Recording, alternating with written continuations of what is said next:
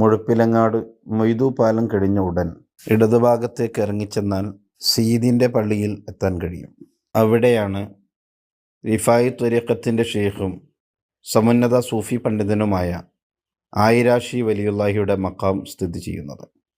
لا يزيد الحب مني أن أزورك نبي منا فضلا منك لقيا وجهكم خير النبي.